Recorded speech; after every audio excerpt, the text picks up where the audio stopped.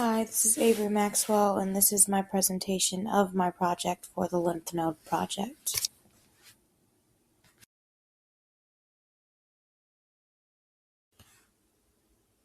Here are two images of my lymph node project as an overview. I drew out the outline of the human body with all of the lymph nodes ducts through it. The first image shows pictures of each part of the body. I did not have access to a printer, so I drew each one out. Starting at the top left, here is a picture of the head and neck, followed by a drawing of the large bowel, then breast, lung, and finally the female pelvis, and its lymph nodes and their drainage. The second image attached shows the project overview as well, just underneath each of the drawings of each. This next slide is an image of the drawing for the head and neck up close. This is a drawing of the head, and it shows lymph nodes and ducts throughout it. Starting from behind the ear, this is retroavicular. Down the head from there is the occipital, superficial, cervical, deep cervical, and then paratracheal. Then on the right side, starting near the forehead, is the retropharyngeal, parotid, jugular digastric, submandibular, submental, and prelaryngeal. This image gives a better look at the lymph nodes and ducts in the head.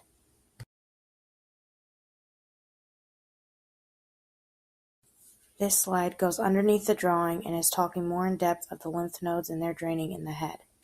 The deep vessels of the head and neck come from deep cervical lymph nodes. Together they form the left and right jugular lymphatic trunks.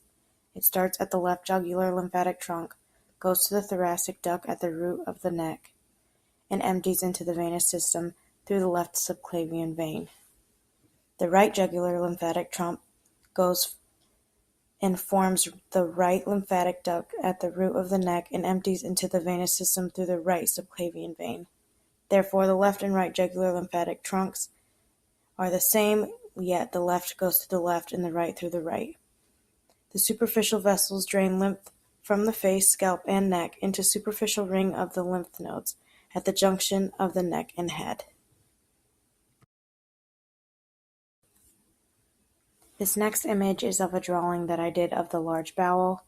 This shows the large bowel with all of its nodes connected to it. The first labeling is the epicolotic nodes, the next paracolotic nodes, following that is the principal nodes, and then the intermediate nodes.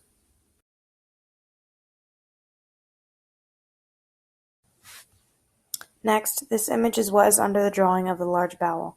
This is information more in depth of the lymph nodes and their drainage for the large bowel. Starting with the anus includes the temporal, lateral sacral, superficial inguinal, internal iliac, and pararectal. Now the rectum, this includes the sigmoid, mesenteric, and pararectal. The right colon drains from the superior mesenteric vessels to iliactic and right colic nodes. The left colon drains from inferior mesenteric vessels to the regional nodes. The sigmoid regions include the IMS, superior rectal, sigmoidal nodes, and sigmoidal mesenteric vessels. The upper rectum is superior rectal and to the IM. The transverse colon then, this is periolic and midcolic.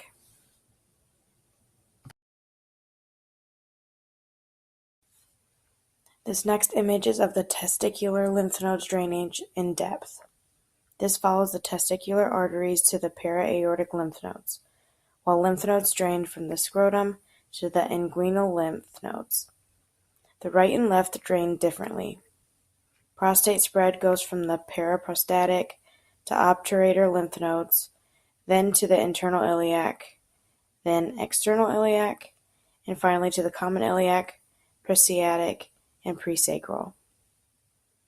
The non-seminoma metastasizes and goes to the lungs and liver. The seminoma, however, go from lymph nodes to draining in the media. Testicular lymphatics typically drain along gonadal vessels and go to the retroperineal nodes. This next image is of a drawing that I made of the breast and of its lymphatic nodes and the drainage of it. Starting on the left, it shows the nodes behind the collarbone. Down from that is the nodes in the armpit. Then there's the lymph vessels. Moving to the right of the image is the lymph nodes near the breastbone.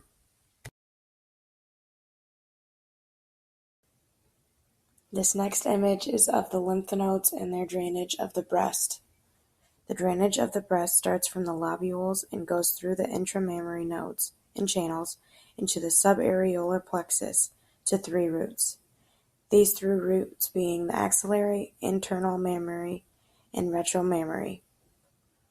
The axillary is the most common in sentinel nodes. It goes through the pectoral major edge, passes through muscles behind minor, and then in between the upper border and lower border of the clavicle. It is also 75 to 90% of the drainage that is ipsilateral axillary nodes. Next is the internal mammary. This passes through the intercostal spaces in pectoralis major, then goes through the peristernal nodes. It can lead to median plane and contralateral breast. Finally, the retromammary. This comes from deep in the breast and drains to the subclavicle plexus. This next slide shows a drawing of the lung that I did. The orange on it shows the lymph nodes and the drainage of it. This next slide is an image of the lymph nodes and their drainage of the lung. The lungs and visceral pleura drain into the bronchopulmonary lymph nodes at the bifurcations of the larger bronchi. The right duct drains into the right lymph duct. The left duct drains into the thoracic duct. This slide shows a drawing I did of the female pelvis. The only thing labeled on this is the pelvic lymph nodes that are in the orange. This is surrounding the female pelvis.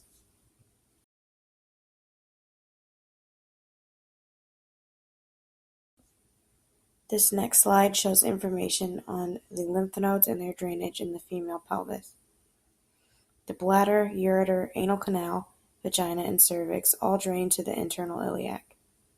The uterine tube, fundus of uterus, ovaries, and common iliac all drain into the lumbar lymph group. The rectum, pararectal nodes, descending colon, and sigmoid all drain into the IM lymph. The deep inguinal is one of the things that is important in the female pelvis. The deep inguinal is the superficial inguinal lymph and clitoris.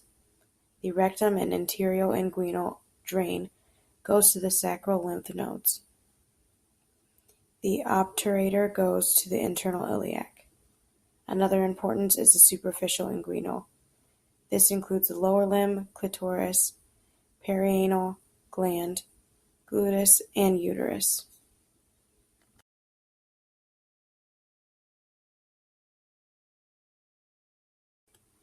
This next slide is an image to show that the yellow on the drawing is what is drained by the lymphatic duct.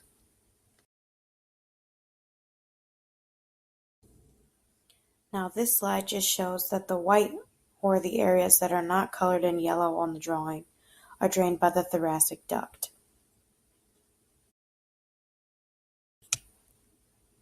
And this brings us to the end of my lymphatic flow presentation and project. I hope you enjoyed.